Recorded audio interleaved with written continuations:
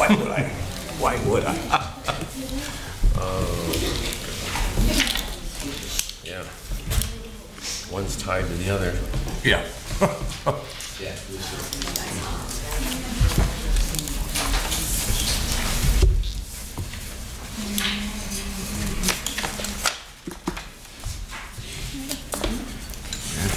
Please stand for the pledge. I pledge allegiance To the flag of the United States of America and to the republic for which it stands, one nation, under God, indivisible, with liberty and justice for all. Almighty and everlasting God, who presides over all things in heaven and earth, come and preside over these deliberations so that those that make the decisions may be guided by your wisdom. Okay, roll call. Mr. Barrett? Here. Mr. Blusko? Here. Mr. Merritt? Here. Mr. Brooks? Here. Ms. Gilbert? present. Also in attendance tonight is Controller Darren Snyder, Administrator Ted Wampole, Assistant City Attorney Maureen Collins, Director of Health Services Hank Radulski, Capital Projects Program Manager Joyce Zakowski, and Assistant City Clerk Catherine Payne. There is one announcement. A change has been made to tonight's proposed single ordinance, which is file council number 15 of 2017. That's on tonight's agenda for first reading. Under section 29105 of that proposed ordinance, prohibited parking in front, side, and backyards has been revised by eliminating the prohibition for parking in backyards.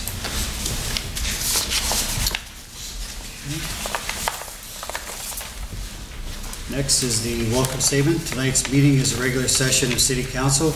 Please turn off all cell phones. According to the First Amendment, this meeting is a limited or designated public meeting, as all regular sessions of City Council are. Council may establish rules and procedures per the First Amendment and the City Charter/Administrative Code. The chairperson is the presiding officer of the meeting. As a City Council meeting, specific rules and procedures of council are followed. The list below are examples of important council rules. They are not intended to be a complete list. First one is persons addressing the council shall limit their address to 5 minutes. Next, all remarks shall be addressed to the council as a body and not to any individual member thereof.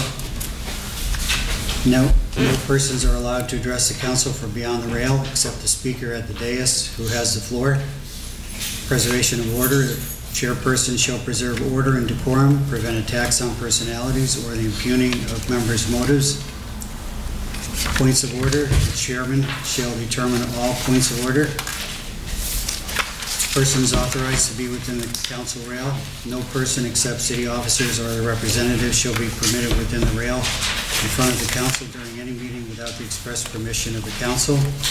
Finally, in order to be heard by all here in attendance, as well as to be picked up by the microphones and recorders when members of administration are speaking, please stand up and speak into a microphone, and council will speak into their microphones at the table.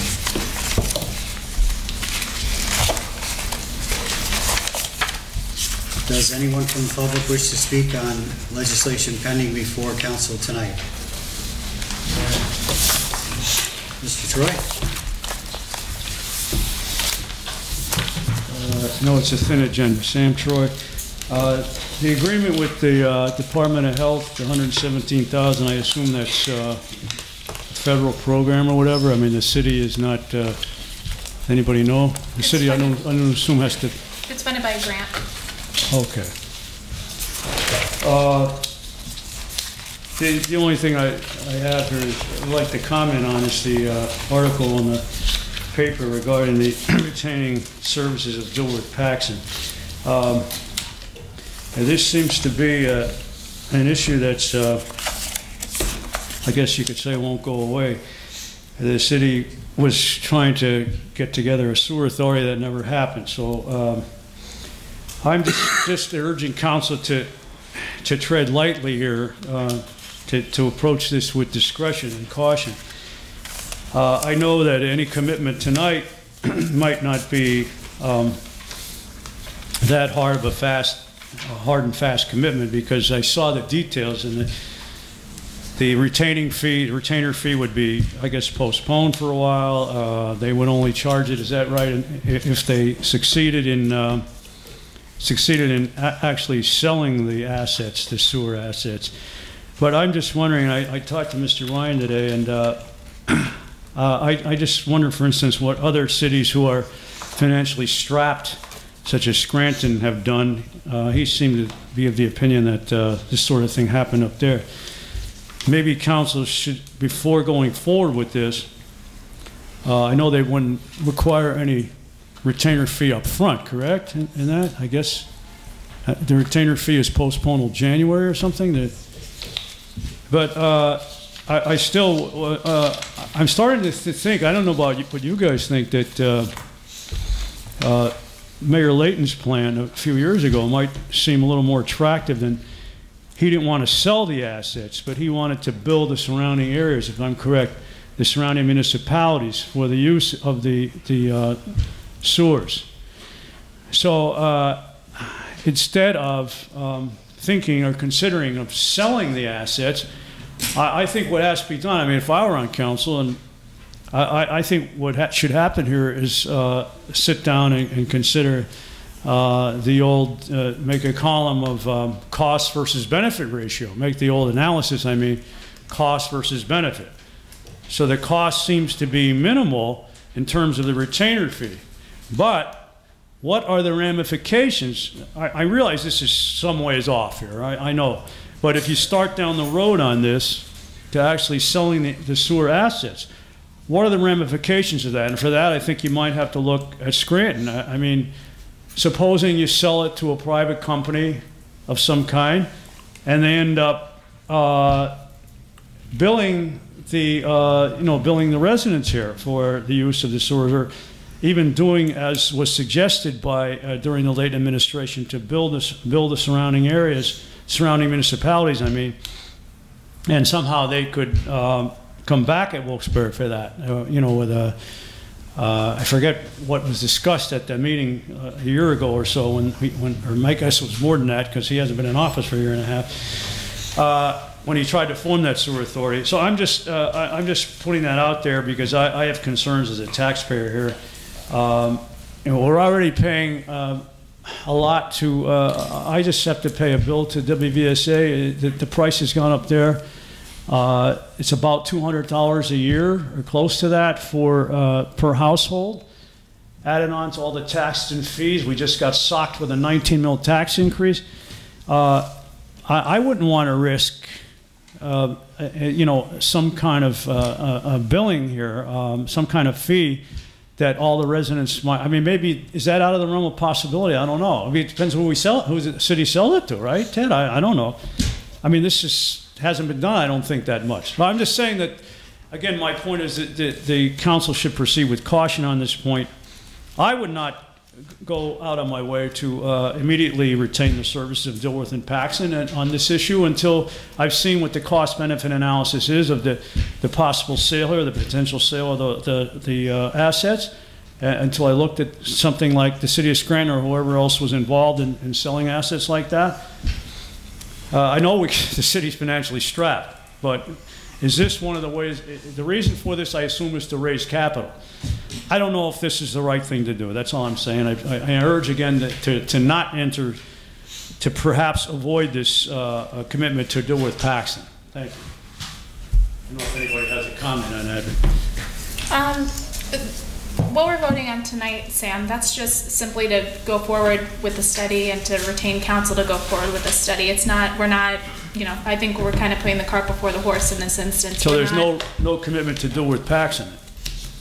Ted, I think you can further explain that, but to my understanding, there's no actual commitment unless we go forward with. Yeah, the way it's worded, Ted, it's just confusing, because it says retain the services. So. The resolution is to retain the services of Dilworth Paxson as the legal team to help navigate through the study. You need somebody to help you get through the study, and that's what they're being retained for. The study. Well, so we don't know whether it's good or bad until we study it. Would you agree? Cost benefits.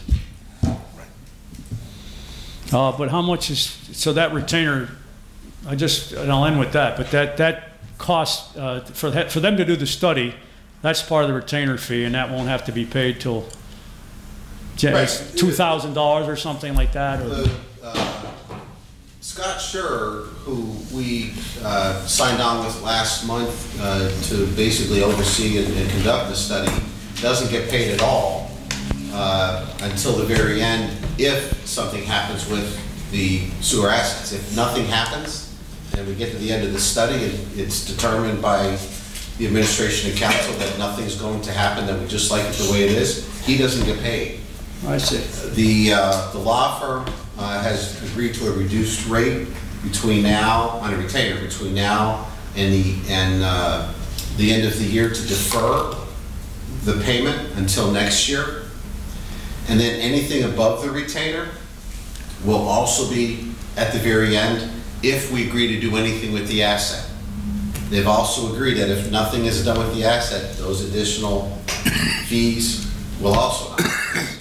So, we look at that as a pretty fair deal. Dilworth Paxson, as Mr. Schur alluded to the other night, has the reputation for handling these kinds of transactions, which is exactly why that they were referred. This is a company with a tremendous track record. The PFM recommended it, by the way, right? Scott Schur, who was part of PFM, right, but Scott Schur who was hired to do the study, recommended them. So, and as we agreed, and as we discussed with council, leading up to even the hiring of Scott Schur, that we're going to listen to what these people say, and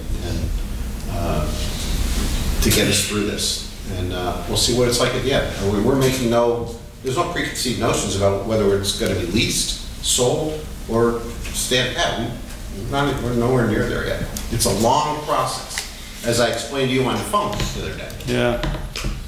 Thank you. Does anyone else wish to speak on pending legislation? Okay, we'll go into the formal business, which first on the agenda is a consent agenda for resolutions. Motion, second, and vote. Motion. Mike? I'll second. Mike.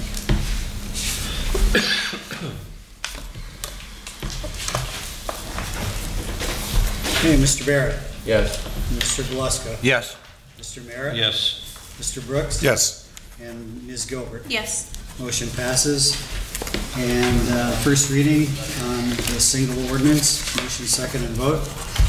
Move. So moved. Okay, Tony. Second. Mike Beluska. Mr. Barrett. Yes. Mr. Beluska. Yes. Mr. Merritt. Yes. Mr. Brooks. Yes. And Ms. Gilbert. Yes. Motion passes also.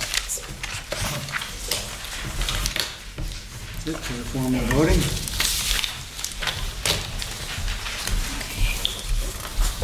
Mr. Barrett, did you have anything tonight? So I have nothing additional since Tuesday, and I know that there are a couple of our citizens here that are speaking on issue of blood drive, so I won't get into it at this particular point. That's the only thing else. Thank you. Myself as well. Okay. Mr. Merritt? Nothing since Tuesday. Thank Mr. you. Brooks? Nothing since Tuesday. Okay, so just me. I just have two things. South Mead and East South Street, there's a tractor trailer that's parked on the old lot of Holy Trinity. I'm sorry, where's that? On the corner of South Mead and East South Street. Gotcha. I checked with Bill Harrison. He's not sure if anything can legally be done about it if it's a tenant's tractor trailer, since it's on the lot. But they have it parked in the grass part of the lot, so I'm not sure if this ordinance would cover that once it's finalized. But if not, that might be something that we can look into. I mean, it is an eyesore. So it's parked on the... It's parked on the grass part of the lot, yeah. So. And then, does the city have any signs for against throwing cigarette butts? If there's any We have fines? no littering signs, but I don't know if it's a specific. Years ago, I think they did. Oh, I can check. Okay, if not, it might be. I've seen them over in Plymouth, and Nanaco. We can always make them up. Yeah, just because, I mean, even when I do my cleanups, that's like the number one thing that I find myself picking up is cigarette butts. I think maybe it would be helpful to have those around, so. That's all I have. Okay. Elizabeth Brett?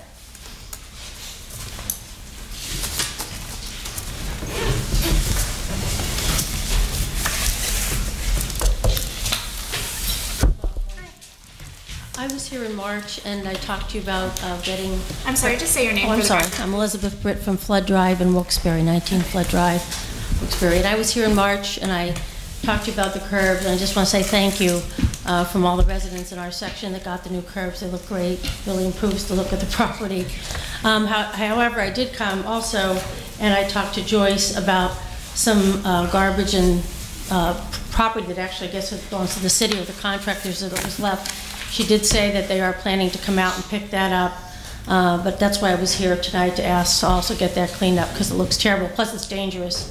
And if you want a copy of these, I can leave it for you. I have an extra copy of the photos. So other than that, thanks a lot, appreciate it.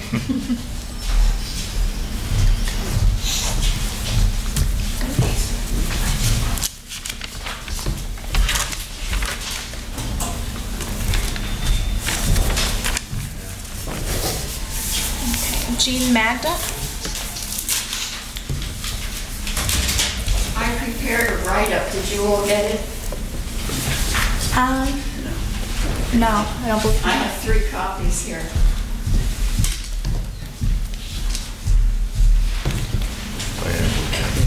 You have one too.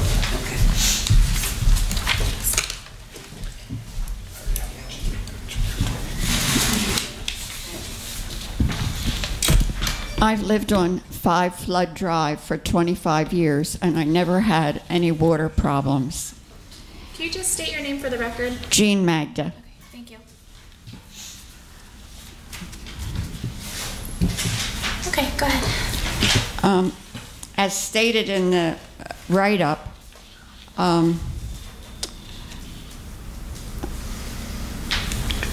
the water has been diverted from the homes, from the businesses on the hill, so that it bypasses both drains and goes down Flood Drive. Mr. Romanelli had indicated that he would try to get an exception of the handicap ramp. However, the handicap ramp was installed, and due to the large amount of water, it flows over the entire ramp, flowing onto the lawn, washing away topsoil, and over the pavement to puddle on the tree until it seeps away. Additionally, and even more destructively, tar has been installed to divert water from the soccer field to the back of my house. In addition, there's a hill on the back of my house, and there's been macadam and tar put there at random. Topsoil's being washed away, and the water that was previously ran straight down the road now goes onto my property. After one heavy storm, there was water in my garage. When we bought the house, we were supposed to get a sidewalk and cement curbs. Instead, the city installed macadam. They protected from the water, but the business across the street has been parking on that property and knocked the macadam curbs down. Mr. Romanelli has said that he would rebuild the curbs, but so far it hasn't happened. No parking signs have been installed. My husband died in December of 2015, and it's hard enough, and I haven't been sleeping worrying about this water. And I did have a stroke on the 27th of July, which I believe was stress-related. I invite all of you to come and look at my pavement. It used to be white, and now it's black from the runoff of the topsoil.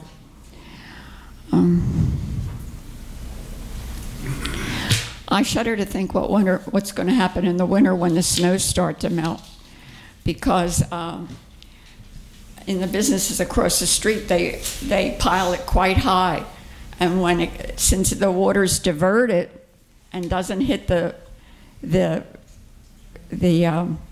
grading, what am I trying to say?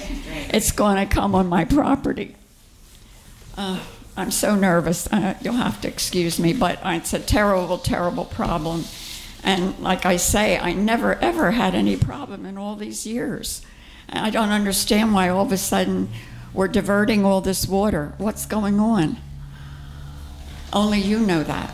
I don't. I guess that's it. I hope you can help me before I have a heart attack. Mr. Barrett, If I may, I know that they, and Mr. Wonkel and I had some email discussions on this. There's some more work to be done to the rear. Gravel Street, or an extension of it, goes up alongside Mrs. Magna's home. And there was some macadam curbing that is deteriorated and some other things going on there. I looked at it, I'm not a hydraulic engineer, and I'd have to see it, see how it actually flows, but I do know from conversations with Butch between all of us that there is more work that is planned in that area, and I'm hopeful that we can quickly find a solution that will end that particular problem for her.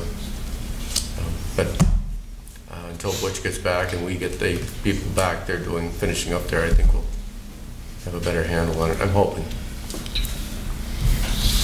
Not much else to be said, I guess. That is it. We will keep an eye on it. Yeah, the contractors are following up. We don't have people that personally go out and do that. We use people with particular expertise to work on those particular problems. Butch is very good at what he does with this, so I can assure you if there's anything that can be done, it will be done there to alleviate that situation. I know where you're at. Your home is beautiful. I went up behind it. Your deck and everything's really nice. I can see where the water comes up to the deck and goes around alongside the building. I can see where, and that curbing, or what was curbing, is crumbled in a lot of places. But this is coming from the back. It's a mess. That's probably what ruled our curbs to begin with. I thought it was a storm, but it was more than that. And the rains have been very heavy lately for some reason. I don't know what's going on, and that certainly has caused some further deterioration. But I'll keep in touch with Butch on that, Mr. Wonkel, if that's okay. Okay, and you, of course. Maybe we'll meet on your deck and take a look at it. Okay, thank you. Thank you. Okay. Nicholas Dye? We'll be in touch. Thank you. Good evening, everyone. State your name for the record. Nicholas Dye. I'm one of the partners of D&D Realty. And I am here tonight to discuss an issue that's going on in Livingston Lane behind our building on Allegheny Lofts. So the Allegheny Lofts are located on South Main Street. Last year we converted the vacant building to 16 upscale apartments and 4 storefront units. And ever since I have stepped foot in Wilkes-Barre, every building along that block that requires to take care of their own garbage has containers in that alley on Livingston Lane. Now, if you are aware, I'm sure you all are aware of the shape of that block, and we have some bad operators on that block. We are not one of them. And there have been complaints from some people across the street about the state of that block. And I think that many of them have been directed toward us. And I guess these complaints are asking the city to enforce the city ordinance that disallows garbage containers on city public or city streets, more or less. I'm here, I guess, to request an exception to that city ordinance, and I know that was not on the agenda for tonight. This is all kind of unraveled in the last week or so, and I'm willing to have conversations over the next few weeks with members of council for alternative solutions. But the thing is, when you have a big commercial building, if you don't have a container there, where are you going to put the trash? That entire city block is contiguous. Every building is contiguous to one another. There's nowhere to put a container. There's a reason why those containers have been there for years, is because it's the only practical solution. Now, what we have done to rectify the issue of the illegal dumping in and around our dumpster that is drawing the attention to us, we're installing security cameras all around the building so that we can start seeing who's actually doing it.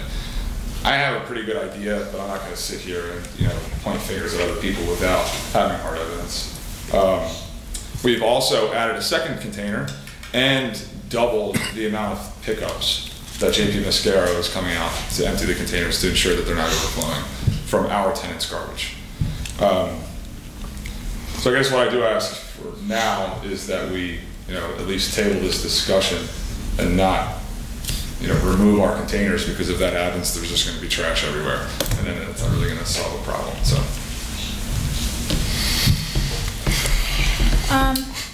I mean, obviously, we got your letter to council and everything. We haven't made any formal decision, or you haven't even put on the agenda or anything like Sure. that. I think we're hoping that we can sort of come to an agreement without having to do any formal legislation with it. But as far as enforcing the city code, that wouldn't be up to us. That would be up to code enforcement. That would be to their discretion. I don't know if you want to speak to that at all, or. Well, and I communicated with council, and we've actually met with Nick a couple times. I mean, that we've had the resident complain, and the resident, a couple of residents have cited the ordinance and asked the city to enforce it. Right. And as we met with Nick after that, explained that to him that according to the city ordinances, you're not allowed to have a dumpster for garbage on the city street. The only way that could be allowed is if there's an exception to the ordinance, and that falls to council. Other than that, I mean, that's council doesn't want to give the. I understand it's a precarious situation, and but I do think that we're going to need to. I don't want to create any more work for anyone, but I think that there's going to need to be some legislation on it. It's going to be a really big problem. I mean, you're talking about if you remove all those containers. First of all of our neighbors are dumping in our container to begin with. You take our containers out, it's just going to be littered with garbage. It's going to get worse. So, if people, whoever is making these complaints, if they, want to, go by the rule and go by the book, I get that, and let's follow the law. But let's also, think about what's practical here, because by doing so, it's not going to improve the situation. It's only going to make it worse. All right. Well, does anyone else have any comments tonight? Well, sorry, are they your dumpsters only? We have two containers out back. Or other businesses there? There are not that many containers out there, and they're all commercial buildings. I wonder what they're doing with their garbage. If you go over there today, there's stacks of garbage out in the back of all of those buildings. Right. It's not ours. If they aggregate their garbage near our containers because they're hoping that we're gonna, our people are gonna remove it for them, and now the finger's being pointed at us. I think we can all. I mean, those council members who I know, I think you understand that. I mean, we care. I mean, we're good operators. Yeah. No, I don't think that we're not the problem child on the block, so to speak. First of all, if I can, congratulations on the fine work you've done on the building. It is beautiful. I remember what it was like before for years. It's certainly an improvement in that block, and I would hope that the rest of the block would follow suit. Thank you. Appreciate that. Set there. But I think that what Ms. Gilbert was trying to say, and I think we all feel the same way, is we're looking for somewhat of a more permanent solution rather than exceptions. Now that Livingston Lane has a travel lane and it has a parking lane, which obviously the dumpsters, your containers are occupying part of that.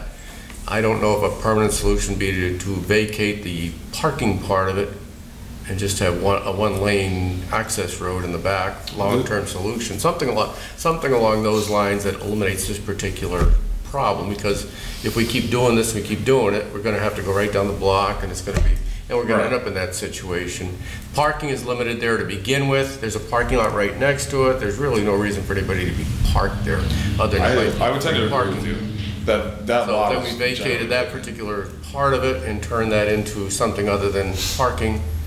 And that might do something to alleviate that, because it's only going to get worse. We're hoping that there's further development in that block. The second block of South Main Street needs what you did. Sure. And we need to find a more permanent solution rather than an exception to the ordinance, which some people may view as being favoritism or something like that. And then, well, we did it for you, why can't we do it here? And and it just goes on and on. Right, and we don't want. I think that we maybe have someone with a little bit of engineering expertise and municipal planning look at that and see if we can maintain the access there that's needed for safety, but eliminate that particular 8-foot wide parking area that could possibly be used for services such as that. I don't think the sidewalk sees much pedestrian traffic, other people going in and out of the buildings and out into the lane right now. So maybe there's a little urban development or redevelopment that could help right in there to facilitate this. I might add, I do not believe that there are no meters on that street. Yeah. So it's not like we're... I walked through there the other day and it's random scattering of cars. Oh, you're thinking you want to put them in. Put a couple on your dumpster there and... All I'm saying is that there's not anything to lose, so to speak. I don't know who would handle that, to look at something like that. I mean, it's something we'd have to talk to Maureen or Tim about, and if you're looking at vacating that part, but... we need the lane for access for pickups, and we also need it for fire safety. And Joyce had said, it's something maybe the traffic committee needs to take a look at. So, we're looking for direction from council as well on this. I mean, like I said, we met with Nick and told them that the residents are right, and they're in violation of the ordinance.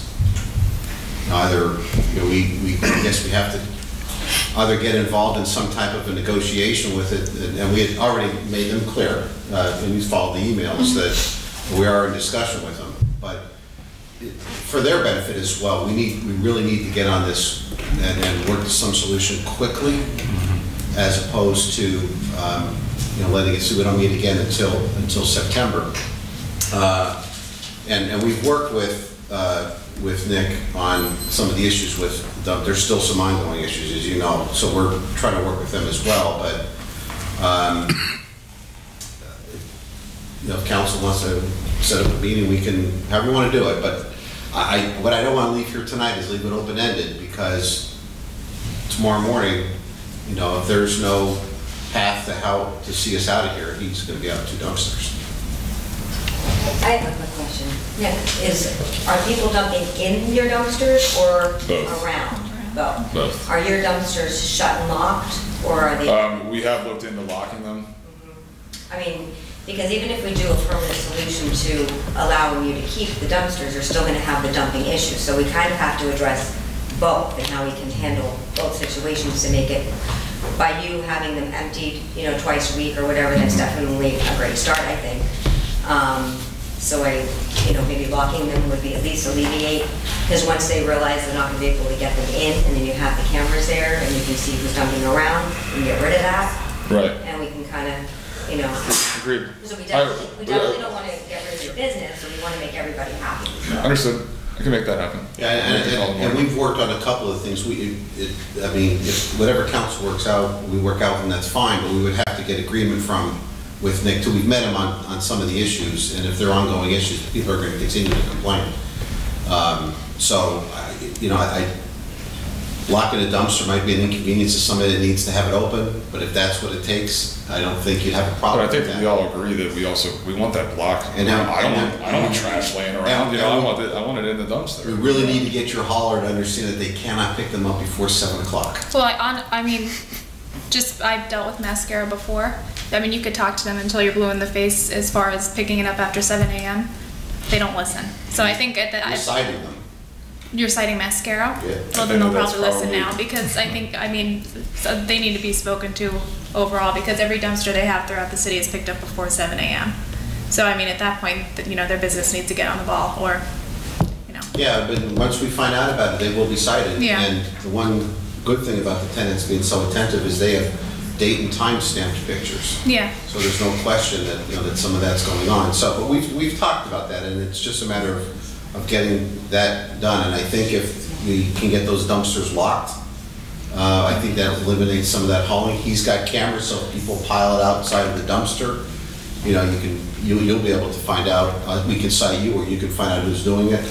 But we have to find out the solution as to, can they stay there? And maybe it is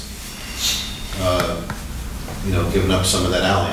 I don't know, but I think maybe after we'll talk and set up a time to get together, and Nick can do it again and meet with a couple representatives of council and Maureen or Tim, and perhaps a resident, to be fair. Yeah. Yeah, I think that's to get everyone in the room. And those are going to be hard conversations for you, you know that. But we to be fair to them, because this is a tough one. We're weighing against a developer that's got, it made a significant investment in the downtown and has really turned around that particular block against residents that have every right, to live in a nice neighborhood. When they see something like that, they get upset. And I think that's what brought all this on. So we're trying to work it out, but if we can, listen, if council understands that we're going to continue a discussion and we're not going to remove those dumpsters, if you give me that okay, as far as, or at least your agreement, we'll continue to have the discussion. But short of that, we have to enforce that ordinance. So I'm all for continue the discussions, and Nick, also, the investments you're making are fantastic. You kind of single-handedly are raising our millage that we get from income, because so many people are moving into four buildings now? Yeah, 4 buildings with PNC. And at the same time, we've just passed a quality of life ordinance, and we're trying to clean up the city. We just had a first reading on an ordinance about not parking your car in your front lawn, because that makes the neighbor next to you mad and lowers property values. So we want to create value for everyone in the city and raise everyone's property value. So just let's keep trudging forward and negotiate and figure this all out together. Could you apply for permit? Not if it's, it has to be construction. It can't be for residential garbage. We checked that already.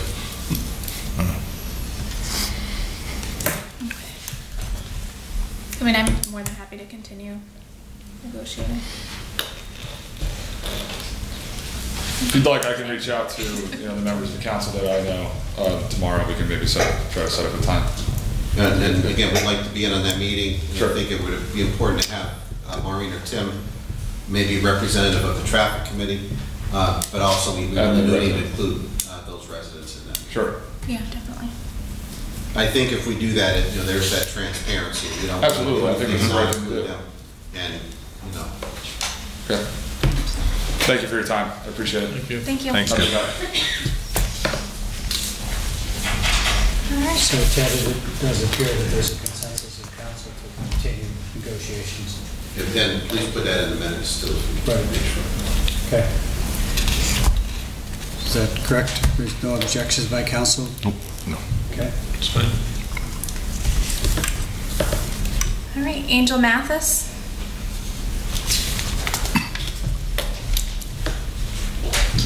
Angel Mathis, Wilkes-Barre. The first thing I want to actually say is about the multicultural event that happened this weekend. It's a great start. It was a really great start, but I think that from some of the feedback that I did get, that it was a good start, and others would like to see it continue.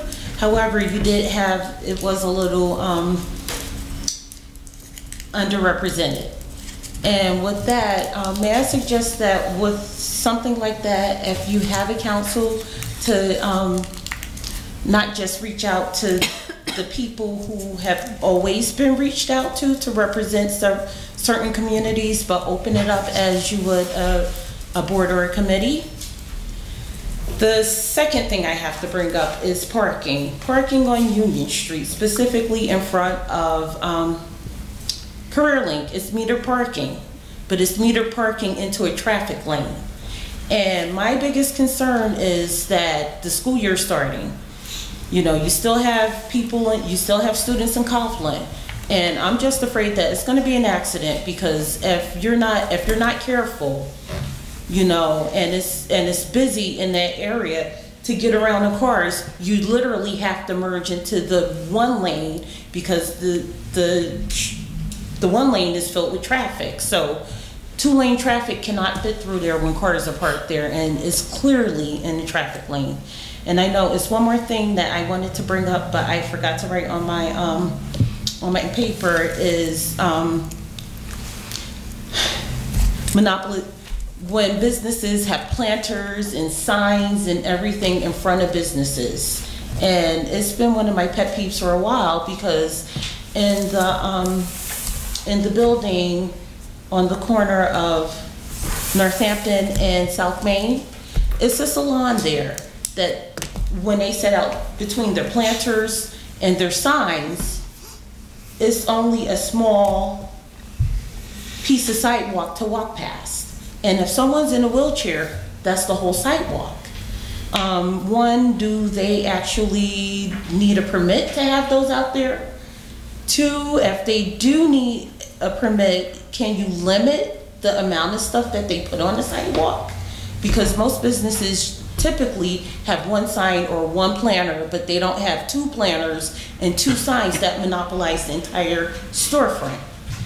And then the other issue pertaining to that also is with Franklin's, the tables are moving further and further into the sidewalk in the square, where like the other day, someone had a dog with them there, where it's like literally you're left with a small piece of sidewalk to share with the entire population, and you take a day like today with Farmers Market, it doesn't leave very much sidewalk.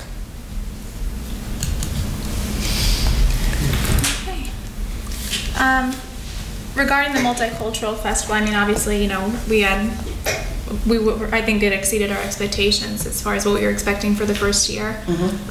In regards to more groups being represented, I'm sure that, you know, each year that goes on, that we continue this festival, that more groups will be represented.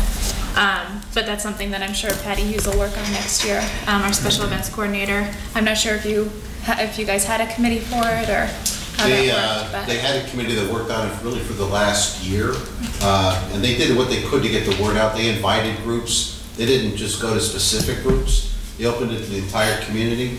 They had it on social media. They had it on the newspapers. They had it on radio. They had it on TV. I don't know what else we could have done other than, and it was out through word of mouth. We did everything we possibly could. Well, can I say that I came here, and Kathy, you can verify, I came here looking for a meeting and could not find it. If you would have called me, I could have told you when they were. I had no idea you were looking for a meeting. But they met just about monthly since last year, and leading up to it, it was weekly. But it was all over social media and regular media, I don't want to call it. But it's, like I said, but listen, room for improvement? Absolutely. It was a fantastic event. It was a great event for the first time. We actually have a wrap-up meeting coming up on Monday, and we'll look at some of the things we can do better. And I'm one of those people who believe that we can always do better, no matter how good it is. And I appreciate your feedback, and I'll take it back to the committee on Monday. And regarding Union Street, as far as the parking meters go, I know exactly what you're talking about. I was actually going to bring that up to you. Union Street, especially if you're going towards Main Street there, you have to swerve into traffic to avoid the parked cars that are parked at the meter. So I don't know if that's something that maybe the traffic committee would look into. But it is definitely an issue. Yeah, after the meeting, I'll get your information, and I'll let you know when the next traffic meeting is, and I'll guide you as to what to bring, and then I may not be able to make it. I'm a full-time student, and I'm going into clinicals. Well, what we can do is perhaps you can meet with me, give you some pictures, or I can meet you at the site. I'll bring your concern to the meeting. Okay. Okay. Regarding Franklin's, I'm not sure if that's part of any type of city ordinance, that their tables. They got an exception. There is that would be a violation of the right-of-way laws if they're too far out, away from their property line. So that can be addressed in that regard. And also, I'm sure, Ted, you realize that Butch Fraudy is actually responsible for reviewing things like signs and planters and what's on the sidewalk, also because of right-of-way concerns. So he's the person that makes a determination on that. So I'm sure Ted will take a look into it. Certainly. Because it's the salon on the corner. It's not on the corner, but it's before where the parking was. Gotcha. Yep, I know. Thank you. Thank you. Sam Troy?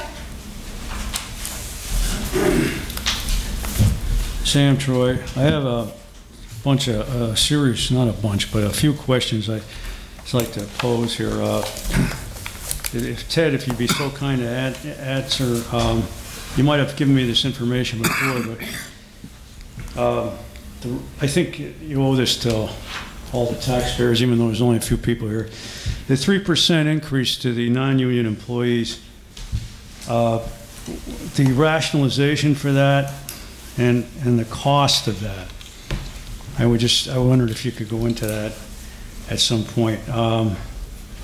What did it cost us, financially to raise that 3%? And was there also a concomitant, an accompanying, but I used too many big words, an accompanying the health benefits for those people? I assume they stayed the same, or was there, do they pay a deductible now, a copay, or has that been reduced or increased? Maybe you can, I'd just like to know that. I as a taxpayer, I think I indicated this at the last meeting. I'm a little upset, perturbed by that. I know it's not, again, that these people probably don't deserve it. I mentioned this at the last meeting. They probably do deserve it. But the question is, can we afford it? Can the city afford it in terms of the financial situation, the crisis that is really upon the city now, and it's only going to get worse with the extra burden of bearing the burden is going to fall more, as it seems, on the homeowner, the property owner, because I put forward a couple alternative suggestions to ease or mitigate the burden on the taxpayer. I know Ms. Gilbert voted against the budget. I believe Mr. Brooks was the other naysayer on the budget when it was passed last January. Okay, well, you think, well, that's in the past, but I'm sorry, I can't let it go. It was 19 mils. It sucked. It really hurt. I feel like I don't know if you watch the MMA wrestling. I feel like the guy is ready to tap out, Tap and getting strangled, and you're about to give up. Well, I guess I've decided I can't give up. But so I would just like to know that information, and I'm sure you'll come up with some rationalization for it. But I think it was a little outrageous in light of the fact that we have this crisis, and the city just voted, Mr. Brooks voting for that, and Mr. Merritt and Ms. Gilbert voting against the loan package, the refinancing project, which is going to kick the can down the road and burden the future taxpayers with more and more debt. I don't have the exact figures in front of me, but it's pretty staggering. So in light of that, I would also like to know the answers to a couple other questions, which are somewhat related. Maybe you have the answer, Ted, or maybe one of the council people have it. The role of authorities. I mean, how many authorities do we have in this city? Must be at least 10, I guess, right? There's the parking authority, the housing authority, the industrial development authority. That still exists? I guess it does. Redevelopment authority is out, correct? We have the Cole Street Authority. We have the municipal authority, which I was almost a member of. But they saw it as that I wasn't suitable for that position, and I don't hold any grudges. But my point here is on these authorities. I think council should appoint somebody, not necessarily one of their own, but some citizen, unless somebody already attend. I know sometimes you attend these meetings, I guess. It is my understanding, in my time left, I'm trying to make this short. The authorities, it used to be the case that, I know the municipal authority, according to Mayor George, is losing money. That's why he wanted to appoint me there as a watchdog. And of course, council shot me down, which I think they're going to come to regret, because as far as I know, I guess they're still losing money. But in the old days, was it true that the authorities used to provide money to the municipal budget? Some of their budget would be, or if not, I don't think all of it would be given back to the would be thrown back into the municipal budget, the revenue there. But nowadays, with the parking authority, I'm sure they're losing money, and I don't know about the housing authority. Municipal authority is losing money. I'd like to know about the Cole Street Authority. Maybe you can enlighten us about that. My understanding is that the Cole Street Authority is paying back the loan on that redevelopment project up there that was initiated by Mayor Layton several years ago with accompanying zoning change to make that a private enterprise. I'll finish up in 10 seconds if you can give it to me. I just wondered if the GWC, when they collect the rent, they give it to the authority. I guess that's how it works. And the authority puts it in their own revenue stream. They don't give anything back to the city. I guess my time is up, and that's all I got to say. But if anybody can answer any of those questions, Mr. Wample? or at least as far as the 3% goes. All right, let me start going down the list, Mr. Troy. Some of these we've addressed previously, but as far as the 3% union increase on the 2 contracts that were extended, as we've stated previously, they were extensions of the existing agreements. There were no changes to those agreements. The reason that we negotiated the existing 1-year agreement to give us some time and some leeway so that we can look forward to longer term deals down the road once we had an idea of where we were going financially, because at that point we had no idea. That was one of the things that we'd agreed to, that we would agree to continue that contract, which included a 3% agreement. We didn't think that was a bad deal for the city because we'd already budgeted that for the year. Yeah, I remember so that. it was budgeted amount, but we needed to get to the end of this year. We needed to extend that agreement by 1 year. And what was the figure? Do you have?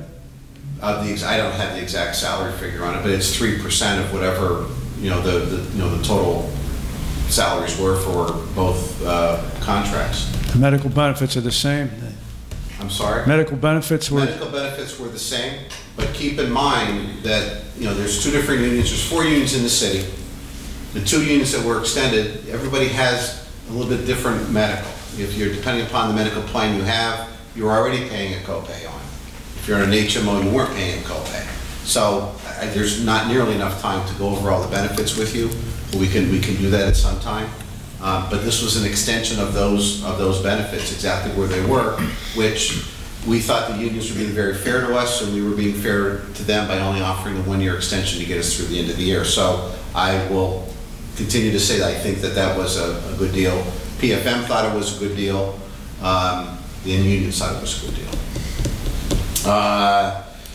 What else we have? Number of authorities. I don't think we have the time. I can go over a listing of all the authorities with you. There is a listing on the city's website of every single board and authority, as well as every single member that's on that board and authority. So there's more than 10.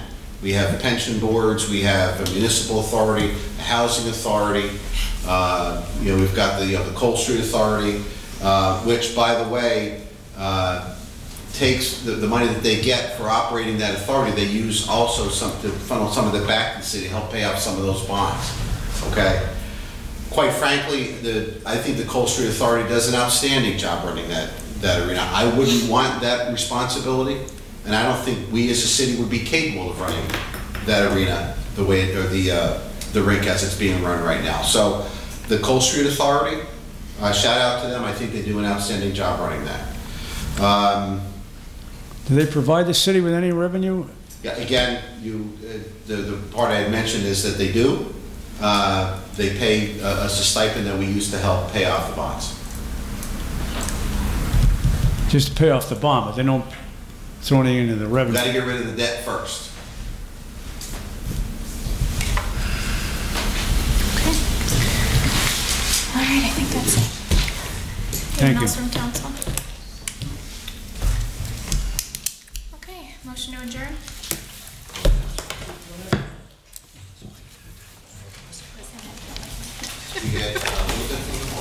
Just say that.